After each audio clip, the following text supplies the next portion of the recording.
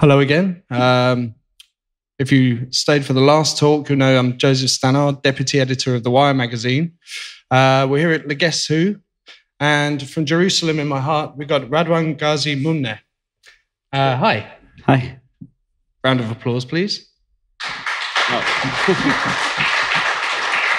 Thank you.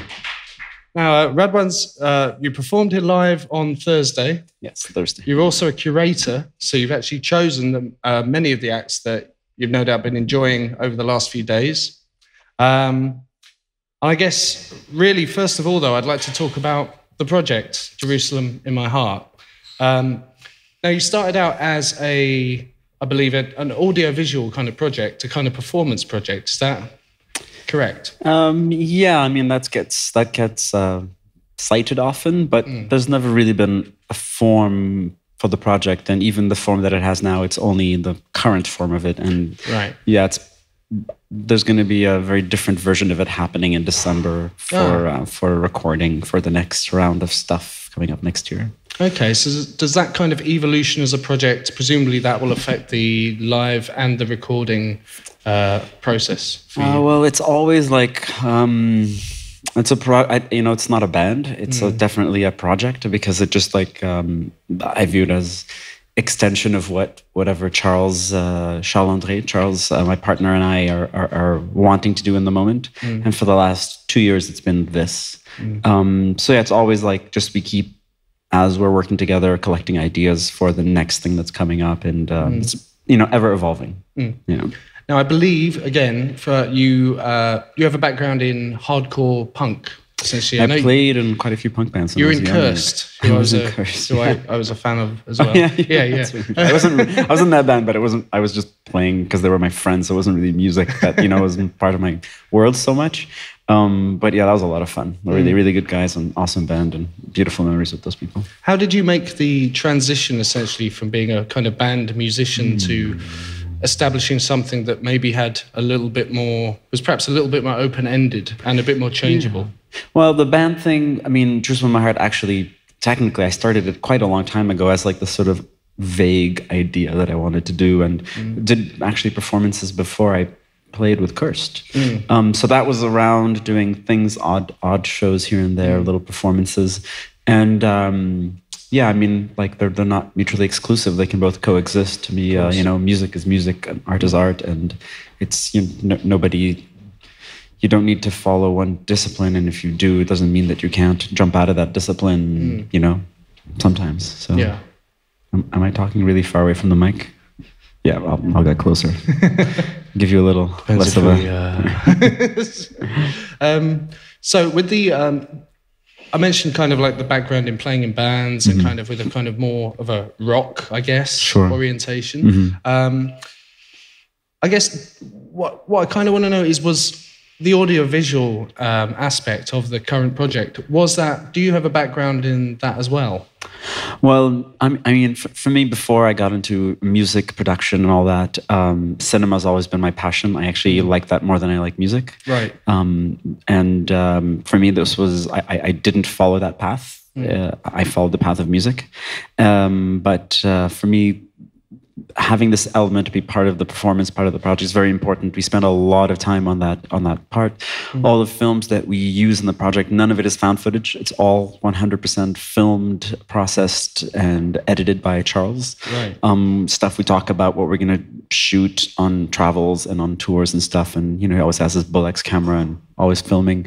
So a lot of that, it's really like, in a weird way, we like direct these mini movies, these mini films, and the performance is the cumulative effect of these 4 to 5 16mm projectors and one 35mm slide projector currently, and it's basically a overtaking of a space, overtaking of the light in a space, and turning a venue into an experience. And usually we have multiple screens. Unfortunately, on Thursday, the setup technically made it impossible for us to hang our screens because they couldn't lower down the rig for some technical reason, which was a real bummer, because the show is not one screen with multiple images. It's multiple screens on multiple images. It's really a découpage, it's an explosion of images, and an image can be on two screens, and we play with focus, depth, and space, and there's like no lighting in the venue, zero lighting, which is often a problem actually. But it's absolutely like it's like a cinema. You're watching a film, and it's nonstop. It's just there's a very vague narrative to it, beginning, middle, and an end. We try to present it like that, like you come and you watch, and it's an experience. It's not a rock show. I mean, you mentioned the on this occasion there were some challenges involved, and that you had to kind of reconfigure your setup essentially. Yeah, well, that's a big part of the project is that you arrive at a space the economics of it are that we can never perform where we want to perform, of course. So we part of the challenge is you arrive in a room, you arrive in a space, and you are given this blank canvas that's all crooked and crazy and weird, and it's just like, well, make something engaging and interesting to an audience with what you have. We sometimes cannot even put up any screens. Like the show that we did the night before, the Guess Who show, we could not. We were in a big art gallery, and we just had to use the white walls, and that was fine. You know? And there's other places where there's just a black wall behind you, and you really have to get creative with what you're doing with the screens. We have all of our screens with us. We carry them around, and it's always like an interesting, creative challenge. Of course, yeah. Well, I was going to say, because did the adaptability come first, or did the having to rise to certain spatial challenges kind of facilitate the adaptability, if you know what I mean? Yeah, no, it's actually a very good question. No, it's actually the idea of it was that we will walk into a space and we'll give them a minimal technical sort of requirements that we need to make the show happen, and from there we will overtake the space, and it's a I'm just thinking in French. I'm sorry. It's you're manipulating the space to make it fit what you want to show, and what we show changes depending on the space. It can never be the same show because we're using a space. The only time it kind of resembles itself is when it's on one big flat screen, and and that works great too, actually. What would be the ideal location for you? Well, an ideal location would make it not ideal, because the whole purpose of it is like this ever evolving, this morphing thing that changes all the time. So we can't even think. Every time we do a show in Montreal, where we're based in, we always try to find a new venue to present the show. We're running out of venues, but we always try to do it in different venues, and show to show, it's always been so drastically different. Do you find any resistance with some venues to being taken over in this? Oh my God, way? yes. Really? Oh yeah, we get some knuckleheads sometimes who are like idiots who just like, why did you book this? Why are we here? When people are just like, you're in the way of the audience. You have to move your projectors, and we're like, you're an idiot. This is, why did you even book this? It's like, it's really annoying. It's so frustrating to deal with that, but it rarely happens. It happens more in Canada. Right. In Europe, rarely. I think people here have much more of an open idea of what art is than in Canada, sadly. Do you think that's because, or at least a part of this is because whenever there's a booking made, the easiest thing to assume you're going to get is a kind of Foursquare band kind of setup with a backdrop? Well, we count on our management and booking to sort of relay the information, but often you're also, you kind of have to accept what's, in front of you, because otherwise just the economics of it don't work. It's not feasible. But, it's sadly, I'm sorry to say this, but it's usually the UK that's the problem. The UK follows a bit of a North American model. I think some of us can relate to that anyway. So it's like a dirty stage, sticky floor, and just an environment that but even we don't really play very often in the UK. And the couple of times we've played, it's been great. It's been awesome. But I also tour with a lot of other people, and often see the venues. It's not very appealing for my personal taste. Yeah, sure. Yeah, I think it can be some of that in the UK is almost infamous. Certain problems with sound people. Yeah, I mean that's a different thing too. Also, it's not fair to sort of just categorize that as that, because that is the milieu of rock music that has a format, and you're there loud, people there to drink. The economy that exists on the sale of alcohol, and the more alcohol you sell, the more the place can exist. So I get it. I get why that's there. It's just it doesn't really fit with what we do. And of course, you're a recording project as well, which I believe came a little bit later on after the foundation of the project itself. Yeah, quite a bit later. Yeah. I mean, first of all, I'd like to kind of ask, why was that important to do? Actually, let's go with that first, actually. Yeah, what made you actually want to make records? Well, here's kind of a difficult statement to make. Thankfully, nobody from my record label's here. The record is a compromise for me of what the show is, because the record anchors the performance as this one performance. It's documented, and you have it as this oral reference. And the project is not about that. The project about being very like amorphous, and so that for me is already a compromise. So, but arriving to be able to travel and do this and present it to the world can only exist in the format that we have, how we accept what we collectively agree is art, is that it needs to be manufactured into a CD and a vinyl. That's fine. It is what it is. And I mean, I'm a collector, so I get it. I fetishize this stuff. So but it's unfortunate that outside of that, nobody will book something that doesn't exist as a record, or that has some kind of a certain visibility. And that's I feel where music lags miles behind many of the art milieus. Right? It's very, very much in yesterday's world, not in today's world. So that the compromise was that, well, if we want to present this, if this needs to travel and be seen, it has to exist within that format. So that was a bit of the struggle and the challenge. So we made the first record, and we tried, and succeeded to a certain degree, but not to the degree that I found satisfactory. And then we tried to make the artwork be something that represented somewhat the show. Very difficult to do, because of course you're representing a multiple films. You're representing about 90 films, because we have about 90 loops per show. 90 films with one singular image, like one final packaging. So that's it's like very hard to choose. And then we did the second record, and that was also, we tried to think, take that one theme, one idea, and go really deeper into it, and manipulate the images in the way we manipulate the show with the chemicals that we apply, the chemical treatments. So all the images you see are just intensely chemically treated images. If you see the originals and you see what they were in the end, it's quite shocking. And it's all, none of it's digital, none of it's done on a computer. Not that that's, I don't take pride in that. I don't care about that. I'm just saying that it's really like a lot of that is, in French we say aléatoire. I don't know what like a certain randomness to it. It's just happens. Oh, aleatoric. Yeah. Aleatoric. Yeah. Okay. That we throw these films in these buckets of chemicals, and out comes these images. And we're like, we have 200. Let's pick one, and we pick the one we think works the best for the record. Yeah. And I think I'm off topic. No, totally. Okay. Yeah, we're on track. No, okay, great. So that's it. And now, so for the third record, we are digging pretty deep into scary territory for what we're going to do to represent the show in a thing, an object that you can have, a tangible physical object.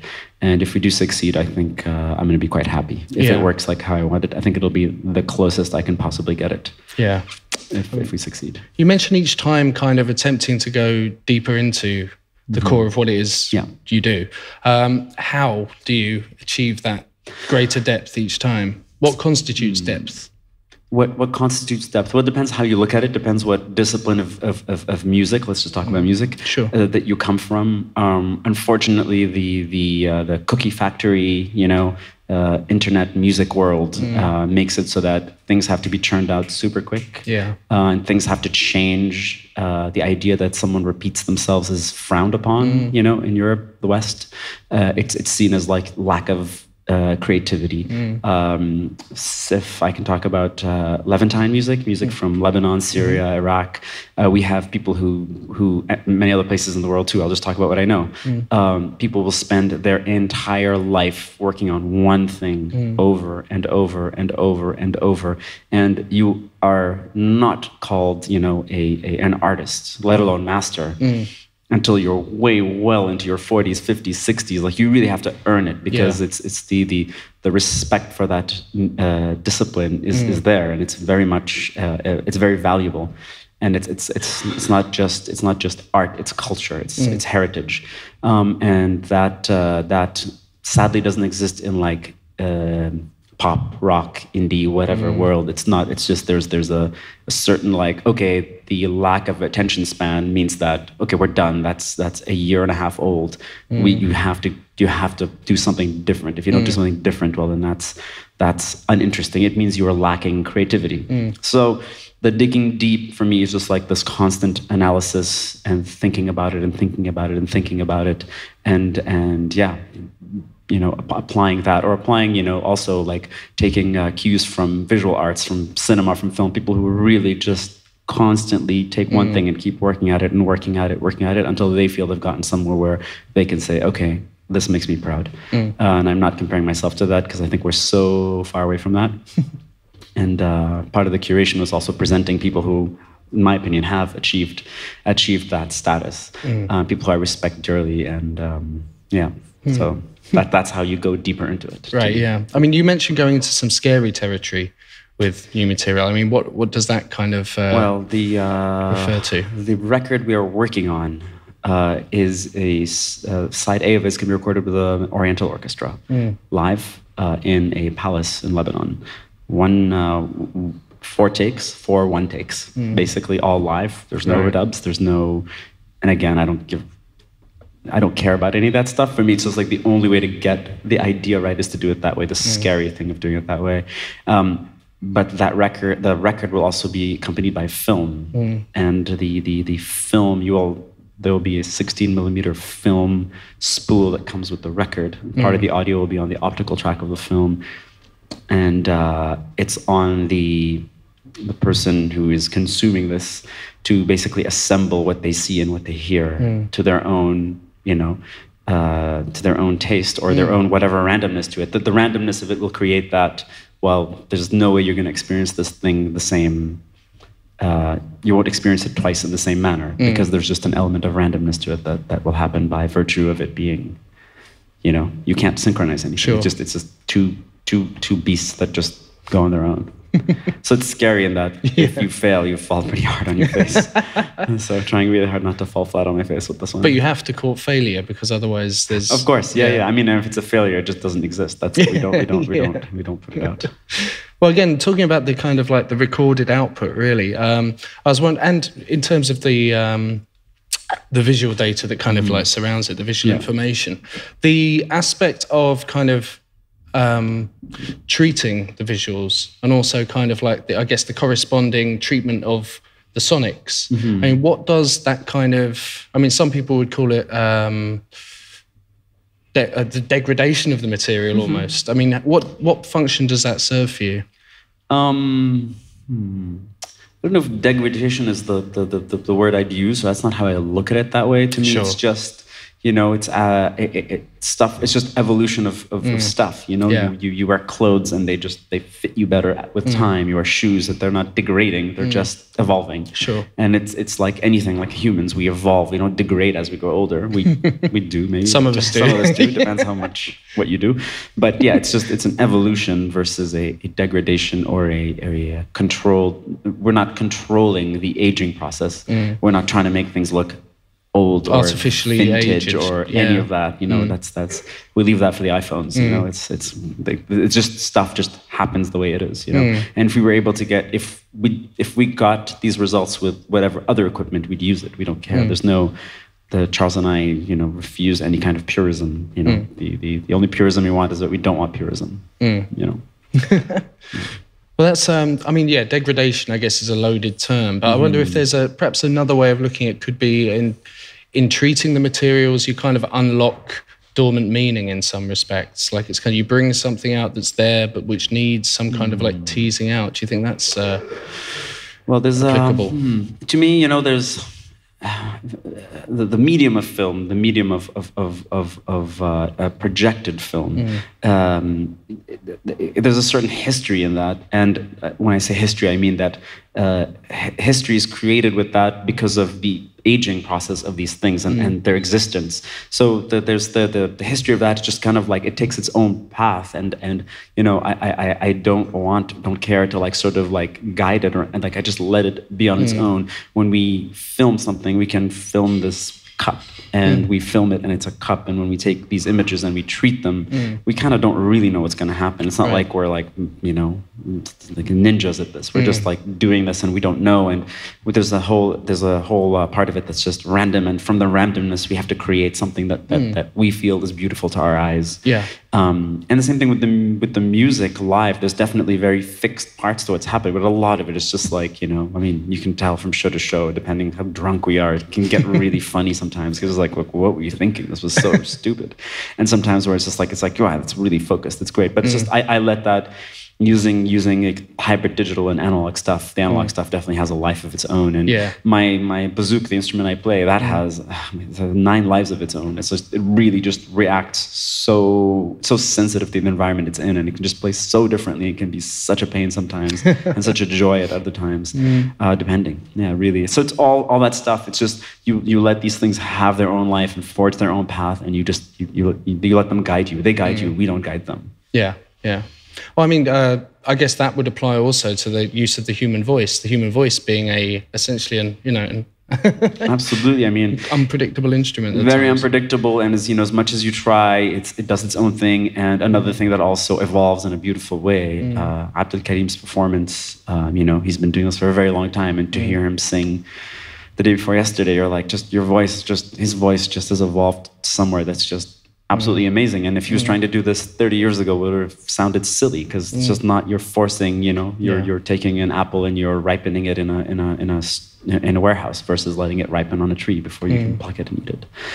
Same thing for Alanis Obamsawin, who's performing later. It's like her voice, what it is today versus what it was in 1984 versus what it was in 1969. It's just, it's a beautiful natural evolution of it, and absolutely, you let it have its own life. Natural being the key here, nothing forced about it. It's just purely given its own time to become itself and then become itself again. Absolutely. And for it to refine itself, it's it's not a reinvention of anything. It's just like, it just needs to find its bearings and exist. I mean, for yourself as a performer, I mean, obviously, like as we say, you've worked in bands and so forth. Do you think would you class yourself as a natural performer? Is the live environment something that you take to quite easily across a variety of different settings? I don't know if I take to it quite easily. I really, really freak out before a show. I have been all my life. It's horrible. It's like, it keeps getting worse and worse, and I don't know what it is, but it really, like, a sequence of things need to happen. It's so silly, I know, but it gets superstitious, and it has to happen in a certain order for me to feel right about it.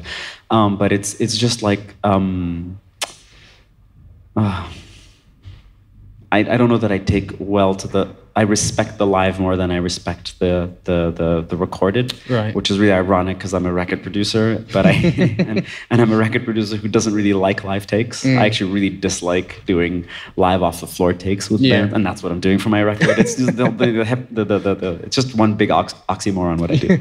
But I really do prefer. I respect the live spectacle of things, and when I say spectacle, it's some people complained about a show that happened at the festival where you couldn't see the performer, and basically it was a laptop, and I was like, that is such a stupid and banal statement to say, like that you need to see someone, like, go listen to Eddie Van Halen if that's what you want. Like, that's not what we're here for.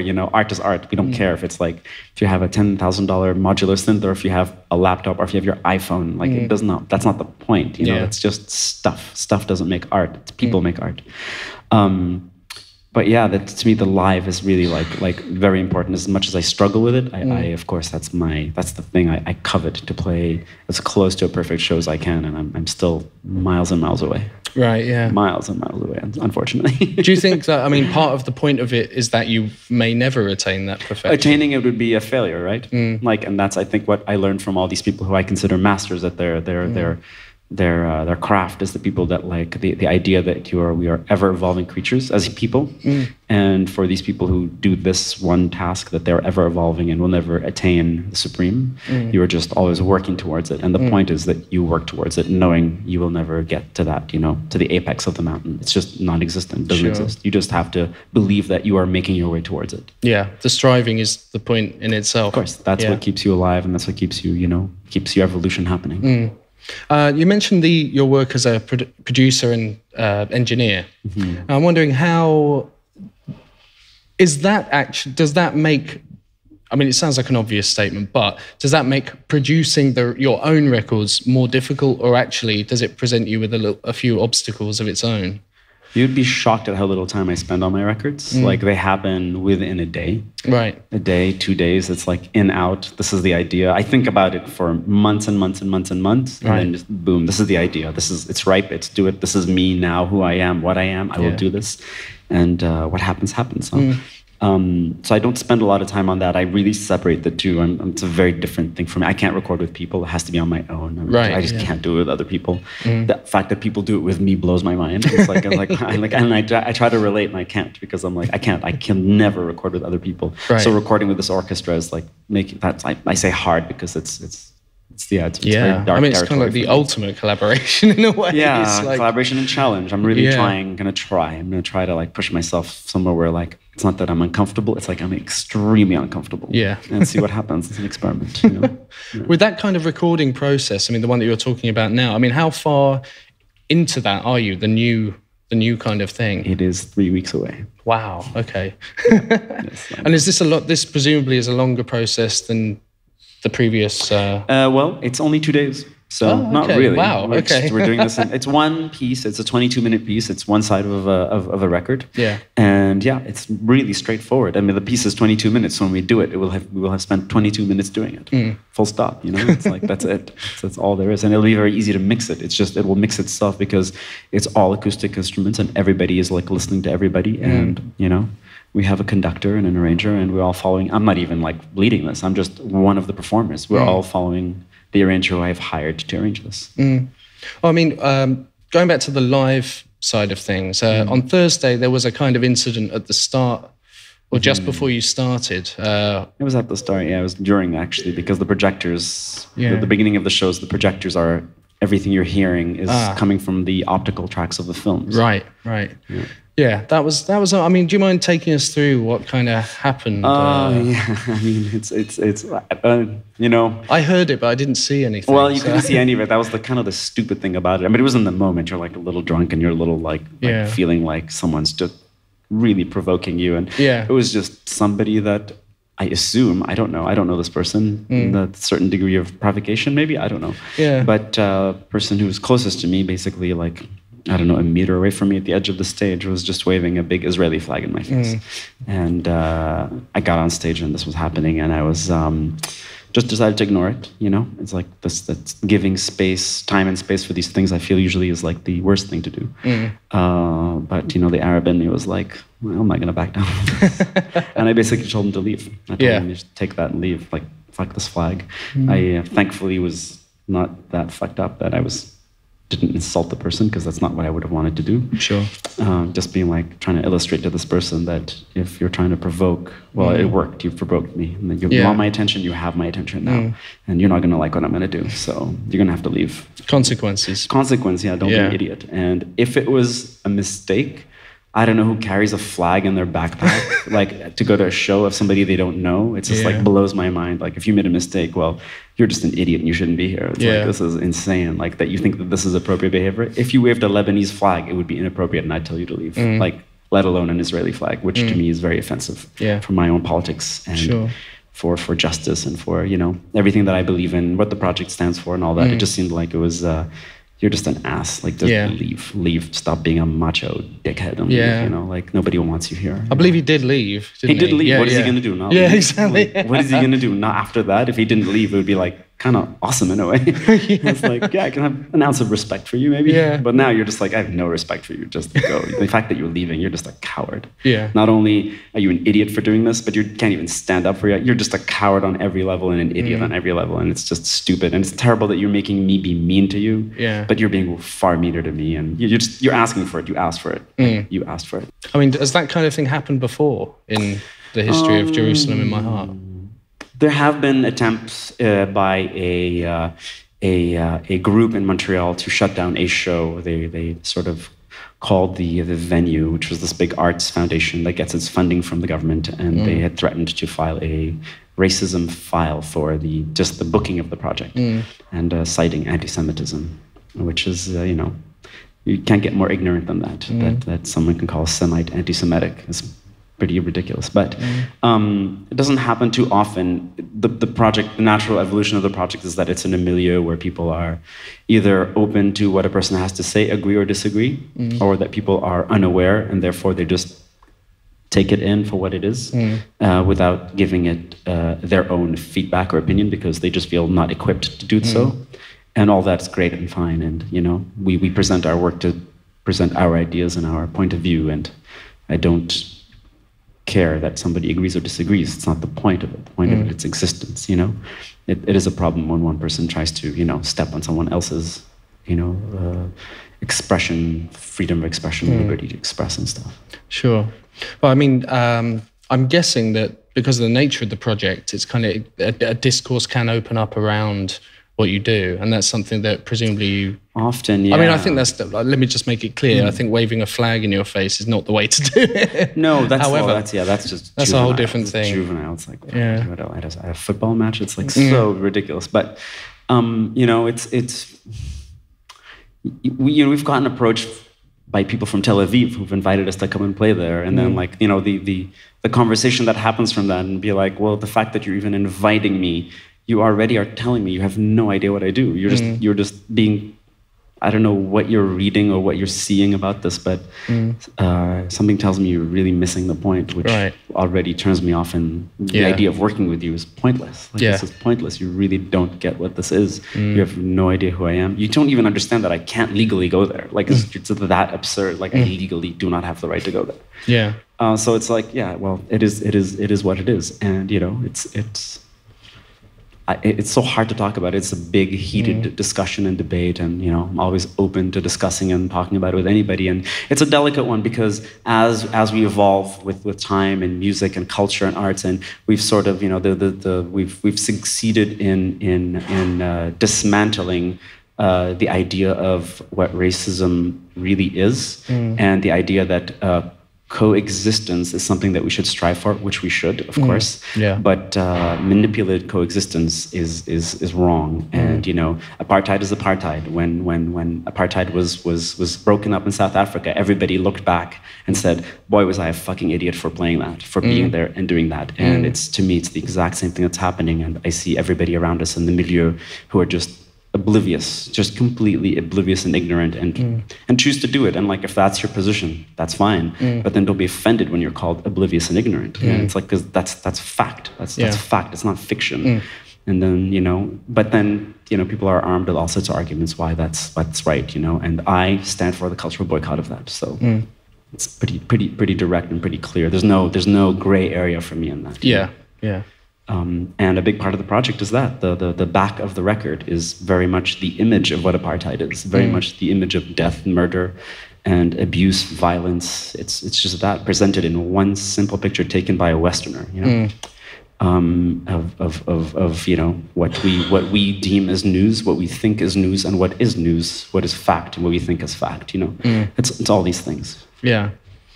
I mean, with Jerusalem in My Heart, I think do you think there are some people, because my thoughts on that particular incident the other night was that there were kind of almost two options. One, it was someone deliberately trying to provoke you, or B, there was someone who just had completely missed the point altogether.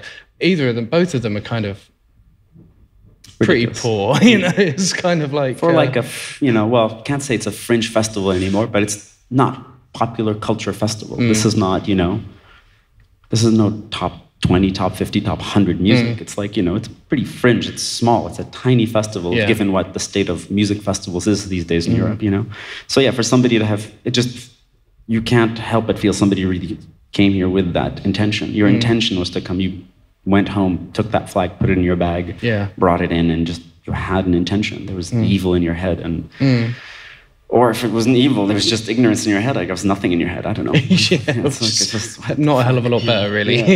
Anyway, it's silly, and I feel definitely bad for, like, the meanness was really hard. The aggressiveness, the aggression that came out is the animal in you that comes out. I don't like that. I definitely don't like that. But it just was like, you're eating away at me, and you're choking me. This is a space that I'm given. I'm lucky to be here. I'm so fortunate.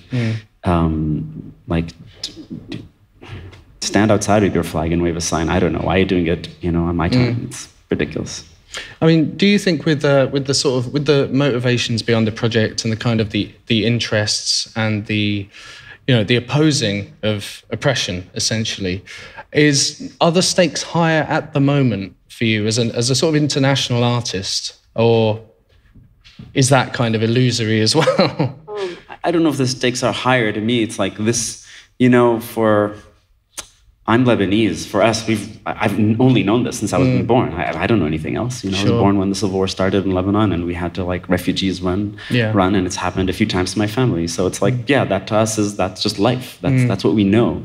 So it's not like now more than ever. Well, actually, now more than ever has been 42 years for me. So right. So, and probably will be for another 42 years. And after I'm gone, I don't know. I think it will remain.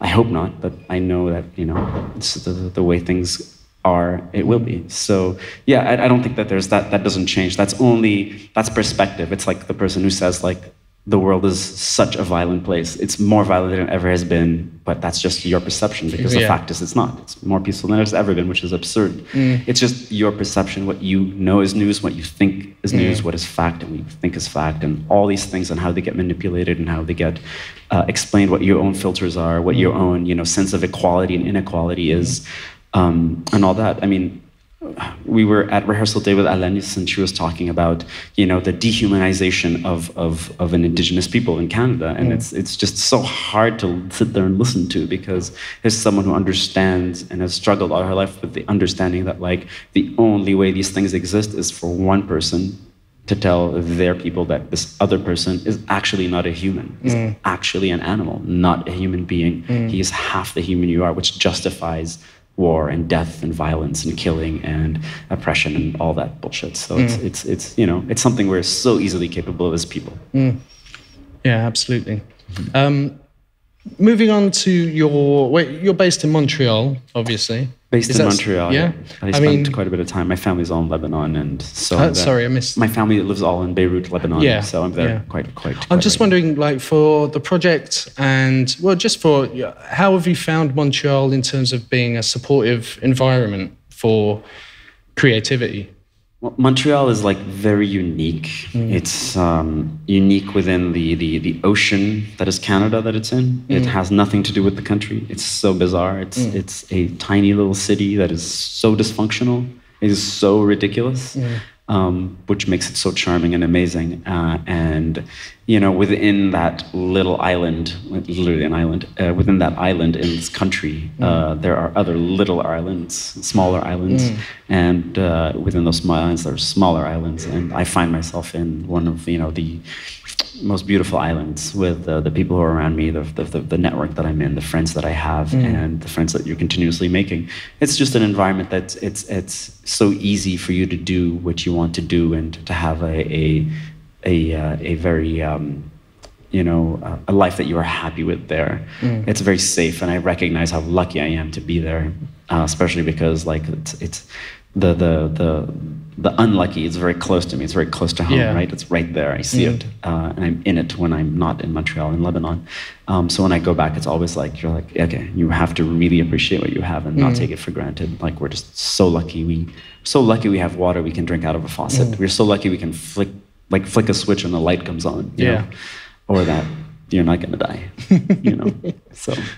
Well, kind of, I definitely wanted to talk about your role as a curator for this festival, which I know, like speaking for myself, some of my favorite acts have been assembled here by yourself. So thank you. Thanks for that. Very touched to hear that. I just wanted to kind of like, I'm really interested in the process of curation. I mean, what kind of criteria did you have for the selection of particular artists? Was it purely, these guys are great? Or were they kind of expressing something or working in a way that was kind of broadly sympathetic with the way that you work?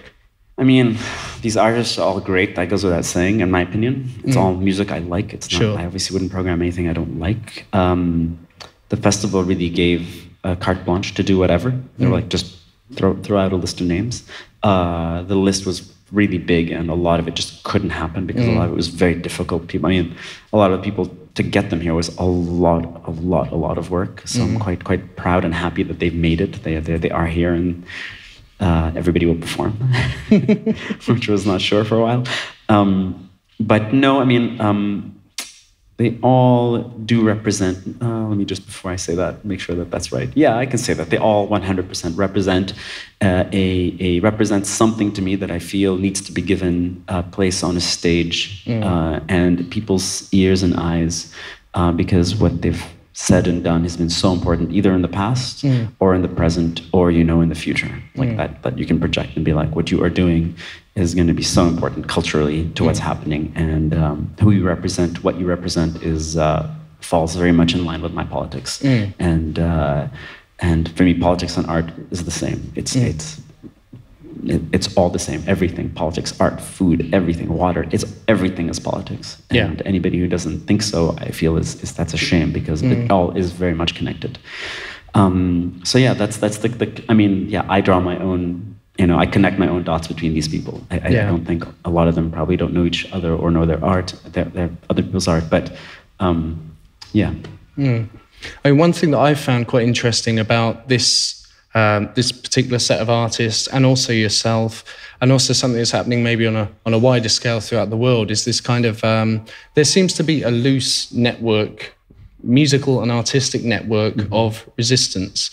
And it seems to be, perhaps it's always existed, but it just seems to be very much coming to the fore almost aggressively at the moment with acts like, I mean, I would include even people like Moormother, Klein. I would kind of include yourselves in that. I mean, do you see that as something that's kind of, have you noticed something kind of, I mean, I was going to say cohering, but it can't cohere in a way because it's so scattered. Different.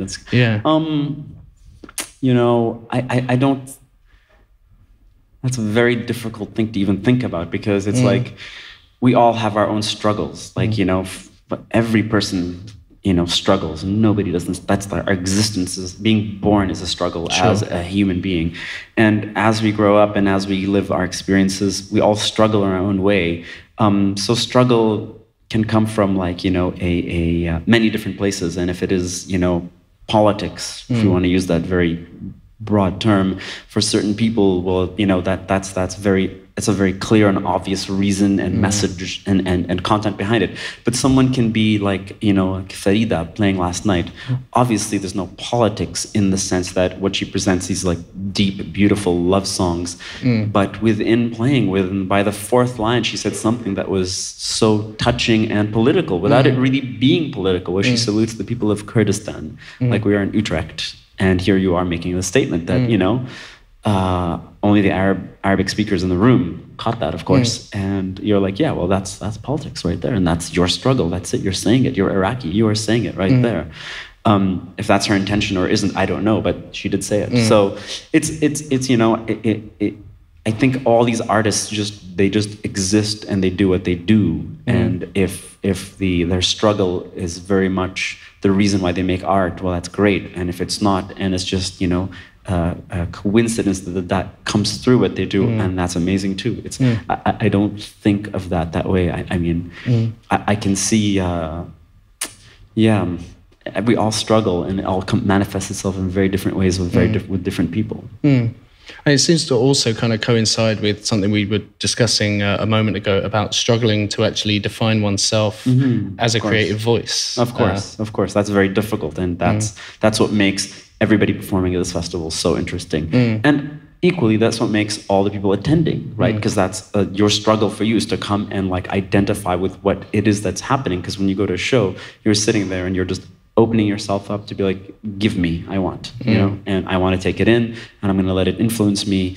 Whether you want it to or not, it's going to influence you. I influenced this fellow who had this flag, whether he likes that or not, whether he wanted it to, just like he influenced me. Yeah. We all influence each other. We're all infectious creatures, right? Absolutely. Our brains touch each other's brains, whether we want it to or not. Yeah. And every bit of, I was talking to this to someone the other day about the idea of like information entering the brain as kind of software. And like whenever you download a new piece of software to your PC or your Mac or whatever, you always get that question that comes up, this will alter your programming system. Yeah. And it's a similar sort of thing with every every input, really. Sure, absolutely. It's all, you know, it's all experience. It's all, you know, we're taking it in. The brain, it's like it's, you know, it's a net catching all these things, and sometimes they get through the net, and sometimes it doesn't. I mean, regarding the curation, just wondering, are you able to? I don't know. Maybe would you be willing to mention some of the acts you weren't able to get hold of? That would be interesting. I think. Whoa, it's been so long. We've been working on this for a long time. I have to tell you. Oh my God. Well, one that comes to mind is this trio of three sisters from Khartoum in Sudan called Al Balabil, the Sparrows, who are just, you know, I know they're still around. I know they still perform. And I just couldn't quite reach them. It was really difficult. We tried through so many people, and it was just too hard. And that didn't work out. I really can't remember. My God. We tried to get the one of the biggest influences on me in music. His name is Matara Muhammad, who's a deceased bouzouki player, instrument that I play, and you know he is just the godfather of the instrument and a completely forgotten and uncredited genius and creator who has composed many songs for extremely famous people in Lebanese music, but gets no credit because he is you know. We say this in Lebanon, even though it's a really like difficult word to say, but he's a gypsy. That's the term. That's how, you know, that those people refer to themselves as gypsy.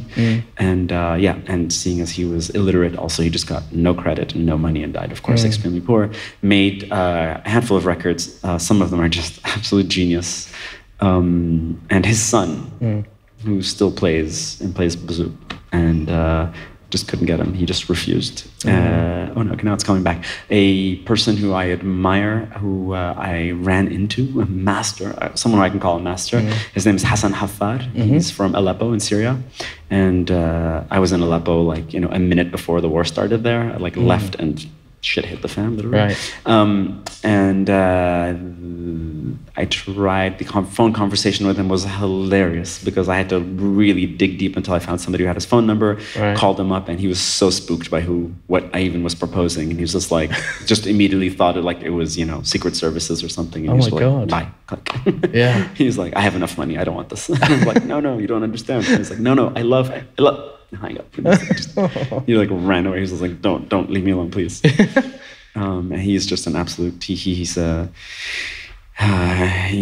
just does these Aleppan chants, and not too dissimilar from what Abdul Karim does in a very different way, but still in that same style of you know, Levantine singing. It's really interesting, sorry to sort of interject, but really interesting, the contacting artists who exist outside of the conventional frameworks. Yeah, well, because a lot of, I mean, usually what it is you just give them to Bob at the festival and they just do their homework and they find those people and then you're done. But with me, it was a lot of work because it was a lot of people that I had to personally contact and I had to personally, you know, do all the dealings, which I don't do. I don't know how to do that. It's not my job. I've never done it. And all of a sudden I'm like, this is really not fun. I don't like this at all. It was a lot of work, but well worth it. Worth it. Absolutely. I mean, I think, you know, the lineup speaks for itself and the performance speak for themselves as well. Thank you. Are you coming away from it with a sense of it's been a successful kind of process for you and for the festival? Absolutely. And so far, just last night we had a DJ night with two fellows who I'd never met, but I've just been following their podcast for a few years. They're called Toukadim Vinyl. They're two guys from France who are North African, and they are just vinyl just vinyl collectors. They're both social workers. Yeah. And they collect vinyl, and they DJ'd vinyl-only set of these. And I was there drooling over the record collection. I was like, oh, this is so difficult to look at this.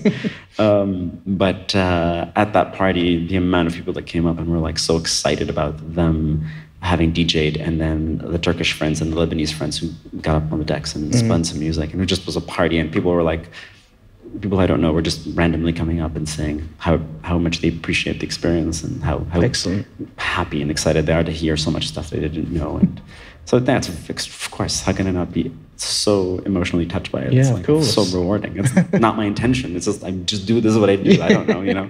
I don't have any curatorial. I've never done this before. I don't know. Yeah. It's not my thing, you know. Is there anything in particular? I mean, I don't know if you've had the chance, but is there anything particular outside of your own creations that you've seen that you've been, wow, that was incredible? I mean, it's been so hard to find time because of the rehearsals that have accompanied these shows, to find time to actually experience the festival, which sucks, but that's just part of it. If I want people to experience these curated artists at their best, I have to do that job. Yeah.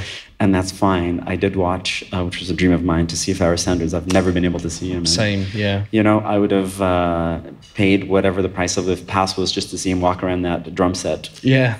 20 times. Just that, no playing. That would have been enough for me. I have such just, massive respect for him, and I adore him so much. And it was just so beautiful to see that.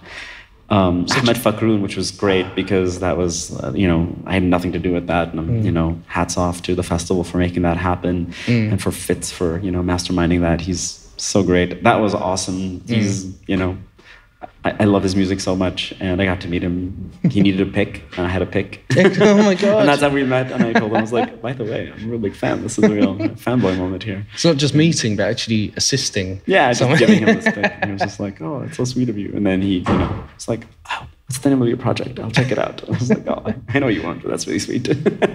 That's terrific. Yeah, it was great. I think now might be an interesting time to maybe open up the floor and see if anyone has any questions, if you're interested. Yes, does the anyone, cue part. Any questions out there? Hello. Is that a question I see? Somebody moved. Think of one now. No, okay. I think that's a no. It was the same with the last one. You're shy. Well, I wouldn't ask a question if I was sitting there. You can ask them a question if you like. I have no questions. Okay. Anyone got a drink for me? I'm sure that'll be sorted out. Sorry. No, I'm okay. I don't drink beer, actually.